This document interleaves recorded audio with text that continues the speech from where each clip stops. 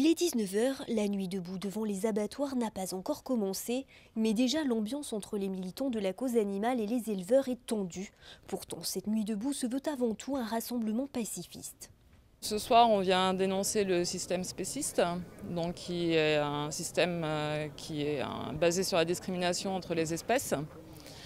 Donc nous, on souhaite une société plus juste et égalitaire, en fait, par rapport aux animaux. Et on est là pour dénoncer un système qui exploite les animaux et les met à mort inutilement. On est là pour se réunir et pour être au plus près des victimes en fait, de ce système-là, donc qui sont les animaux qui vont être abattus dès demain matin. Pour rendre hommage à ces victimes animales, des fleurs, des bougies, des minutes de silence, mais aussi un cercueil, une mise en scène et une présence qui agacent les éleveurs. Eux aussi ont tenu à se mobiliser ce soir pour défendre l'élevage français à renfort de pancartes et de barbecues. Moi, j'ai rien contre les végétariens ni contre les végans, mais enfin qui nous accusent pas de tous les mots, qui fassent attention aux termes qu'ils emploient, qui ne parlent pas d'holocauste, de victimes,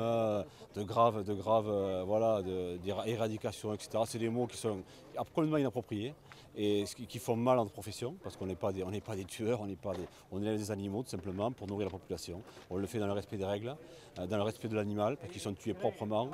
Et ça c'est de tout temps, l'homme a été carnivore et c'est pas le seul à l'être sur la terre, carnivore.